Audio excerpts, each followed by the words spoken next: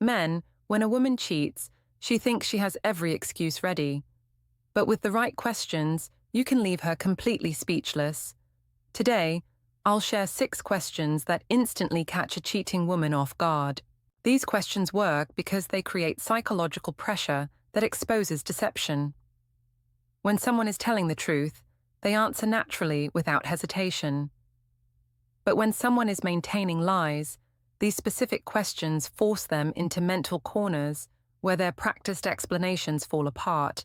Before we dive in, hit that subscribe button and comment if you've ever asked one of these. It could help another man. Question 1. Why didn't you answer when I called? This question forces her to explain communication gaps, and those explanations often reveal the lies she's been telling. In our hyper-connected world, people almost always have access to their phones, making unexplained periods of unavailability particularly suspicious. The question works because it demands specific accountability for time when she was supposedly doing innocent activities. If she claims she was at work, the grocery store, or with friends, being unreachable during those activities requires explanation that often doesn't hold up to scrutiny. Watch her immediate reaction before she starts speaking. Does she pause too long while constructing an answer? Does her body language suggest she's accessing a prepared lie rather than simply remembering what actually happened? The delay between your question and her response often reveals whether she's recalling truth or constructing fiction. Loyal women give straightforward explanations that match their claimed activities. I was in a meeting and had my phone on silent, or I was driving and didn't hear it ring, or I was in the grocery store checkout line with my hands full. These answers are specific, reasonable, and align with normal life circumstances, but cheating women need to explain why they were unavailable during times when they were actually with someone else. Their explanations often become vague, repetitive, or inconsistent with the activities they claim to be doing. Generic responses like, "I was busy," "I didn't hear it," or "my phone was on silent" become catch-all excuses that don't match the specific situations they've described. Pay attention to patterns in her unavailability. Are there recurring time periods when she's consistently unreachable? Do these times coincide with other suspicious behaviors or changes in her routine? Does her unavailability happen more frequently now than it did in the past, without corresponding changes in her legitimate responsibilities? The emotional quality of her response also matters. Does she seem genuinely sorry that she missed your call, or does she seem annoyed that you're asking about it? A woman with nothing to hide typically feels bad about missing communication from her partner, while someone managing deception often resents questions that force them to construct explanations. Sometimes cheating women try to turn this question back on you, asking why you needed to reach her, or suggesting that you're being controlling by expecting her to always be available. This deflection serves 2 purposes. It avoids providing details about her actual activities, and it makes you feel guilty for having normal expectations about communication in a relationship. Question 2. Who were you really with last night? The word "really" in this question is crucial because it implies you already suspect her initial answer wasn't truthful. This creates immediate psychological pressure because she must decide whether to maintain her original lie or adjust her story based on what she thinks you might know. This question works by forcing her to commit to specific people who can potentially verify or contradict her story. It's one thing to lie about activities, but lying about companions creates witnesses who could expose the deception if contacted. A loyal woman responds to this question with confidence and often some confusion about why you're asking. She might say something like, "I told you I was with Sarah and Jennifer from work. Why are you asking again?" Her response includes specific names and shows no anxiety about you potentially verifying her story. But a cheating woman faces a complex decision tree when answering this question. She can't name the person she was actually with, so she needs to either invent fictional companions or use real people as false alibis. Both options create risks she must calculate quickly while you're waiting for her response. If she invents people, you can ask follow-up questions that expose the fabrication. "Oh, Jennifer from accounting. I don't remember you mentioning her before. How long have you two been friends?" Suddenly, she's creating entire backstories for fictional people, and the details rarely remain consistent over time. If she uses real people as false alibis, she's gambling that you won't verify her story with them. The fear that you might contact these people creates visible anxiety. Watch for nervous behaviors, defensive reactions, or attempts to discourage you from reaching out to her supposed companions. The timing of her response reveals a lot about truthfulness. Honest answers come immediately because she's simply recalling actual events, but lies require mental processing time to calculate risks, remember previous lies, and construct believable details. Even a few seconds of hesitation can indicate deception. Pay attention to her emotional reaction to this question. Does she seem hurt that you're questioning her honesty, or does she seem angry that you're probing her story? Innocent people typically respond with confusion or mild hurt when their truthfulness is questioned, while guilty people often react with defensiveness or anger. Her body language during the response provides additional clues. Does she maintain eye contact, or does she look away while answering? Does her voice change pitch or pace? Does she seem to be working harder than usual to convince you of something that should be simple to verify? Question 3. Why did your story change? This question is devastatingly effective because it directly addresses inconsistencies that cheating women often don't realize they've created. Most people who maintain lies eventually contradict themselves because fiction is harder to remember consistently than truth. The question works by forcing her to acknowledge and explain discrepancies between different versions of the same events. This creates enormous psychological pressure because she must either admit she lied or construct additional lies to explain away the inconsistencies. Before asking this question, you need to have documented the inconsistencies clearly in your mind. Maybe she initially said she went to dinner after work, but later mentioned stopping by the gym. Perhaps she said she was with one group of people in one conversation, but referenced different people when the topic came up again. Honest people occasionally have minor inconsistencies in their stories because memory isn't perfect, but they can usually clarify these discrepancies easily. They might say something like, "Oh, I misspoke earlier. I went to the gym first, then dinner," and their correction feels natural and makes logical sense. But cheating women struggle with this question because the inconsistencies often reveal fundamental problems with their fabricated stories. When pressed to explain why details changed, they must either create increasingly complex lies or admit that their original story wasn't accurate. Watch for her emotional reaction when you point out the inconsistency. Does she seem genuinely confused and eager to clarify what happened? Or does she become defensive, angry, or dismissive of your attention to detail? Innocent people want to clear up misunderstandings, while guilty people often resent having their stories examined closely. Her explanation of the inconsistency often reveals whether it was an innocent mistake or evidence of deception. Honest clarifications are straightforward and make the timeline more logical. But explanations that create additional complexity, introduce new elements to the story, or still don't quite make sense, suggest she's trying to patch lies with more lies. Pay attention to whether she tries to minimize the importance of the inconsistency. Phrases like, "It doesn't matter," or "You're being too detailed," or "I just misspoke," might be attempts to avoid dealing with evidence of deception. While innocent mistakes do happen, important events are usually remembered consistently, especially recent ones. The question also tests whether she's been keeping track of what she's told you.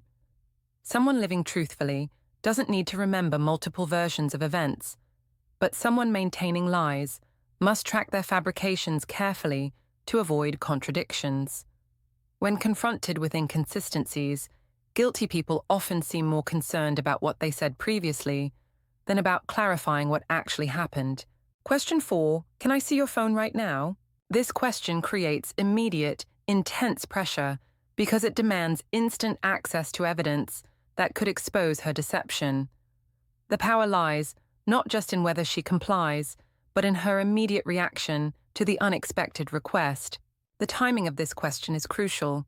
It should be asked when she hasn't had time to delete messages, clear call logs, or otherwise sanitize her phone's contents.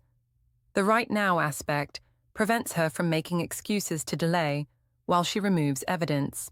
A loyal woman might ask why you need her phone, but she doesn't panic or refuse. She might be curious about your sudden request, but she hands it over because she has nothing to hide. Her phone contains the same mundane communications it always has, and she's not threatened by you seeing them. But a cheating woman's immediate reaction reveals everything, often before she even speaks. Does she instinctively pull the phone away from you? Does she claim the battery is dead, even though you've seen her using it recently?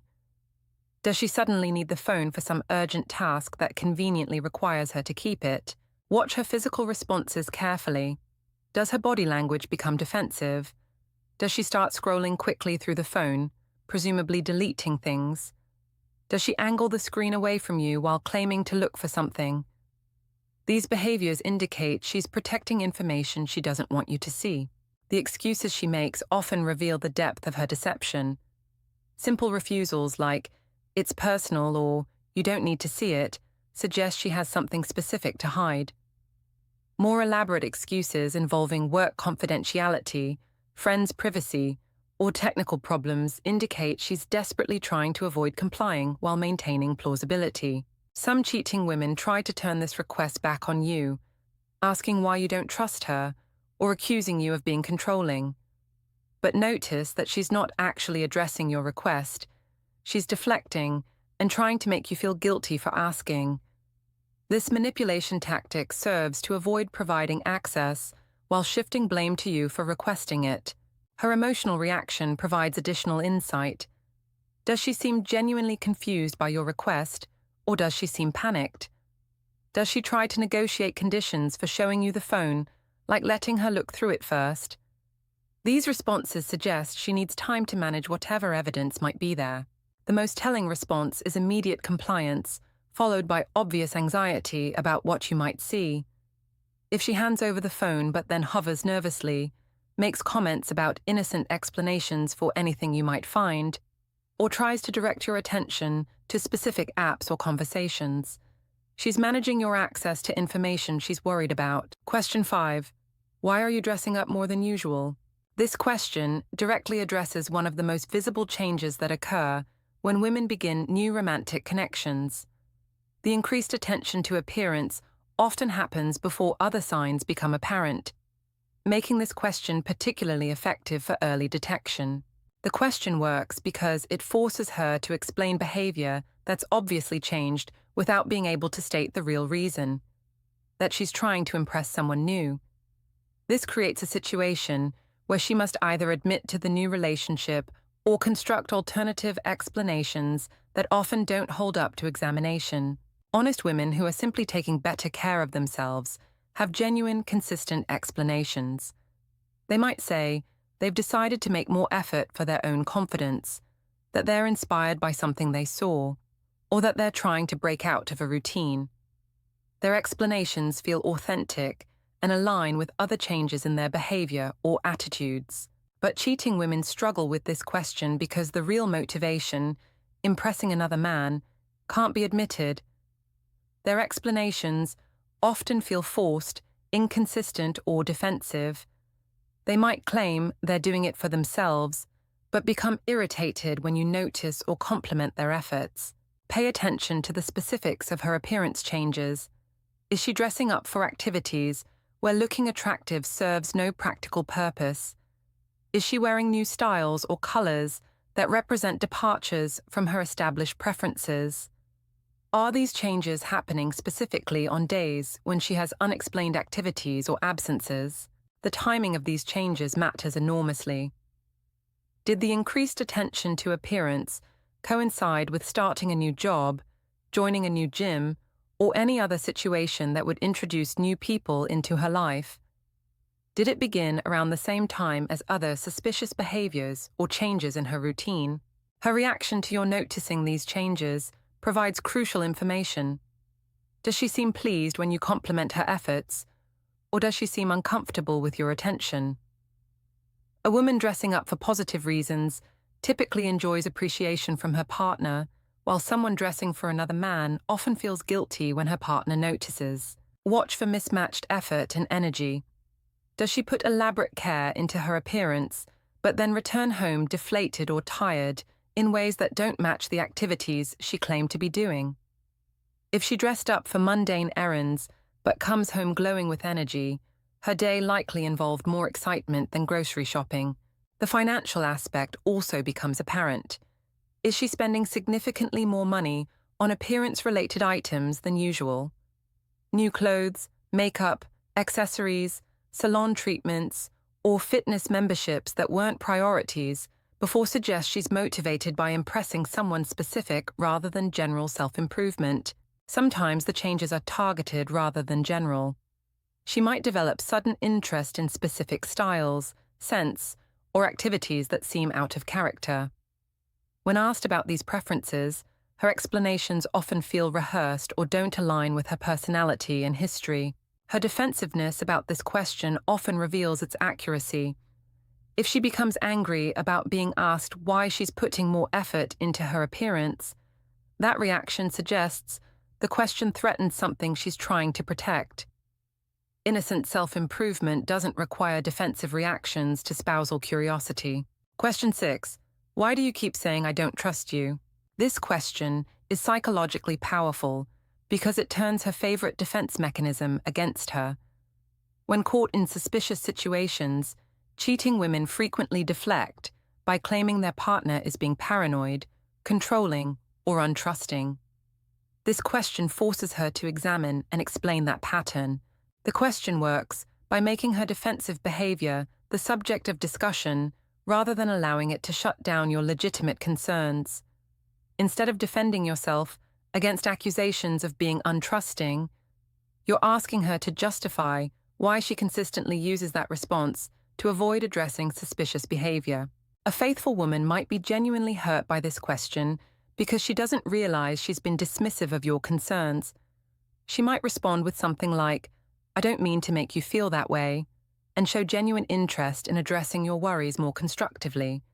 Her reaction demonstrates care for your feelings and the relationship. But a cheating woman relies heavily on the you don't trust me defense because it's effective at shutting down investigation and making you feel guilty for having suspicions. When you ask her to explain why she uses this response so frequently, she's forced to either acknowledge her manipulation or find new ways to deflect. Watch her immediate reaction to this question. Does she seem surprised that you've noticed this pattern in her responses? Does she become more defensive, essentially proving your point about her defensiveness?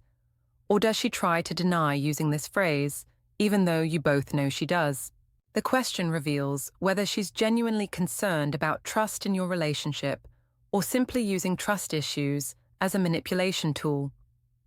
Someone genuinely worried about trust would want to work on rebuilding it through increased transparency and understanding, but someone using trust accusations as deflection becomes more defensive when called out on the pattern. Pay attention to whether she can provide specific examples of when you've been unreasonably suspicious, or if her accusations about your lack of trust are vague and general. Honest concerns about trust issues can usually be supported with specific instances, while manipulation tactics rely on general accusations that make you feel guilty without providing concrete evidence.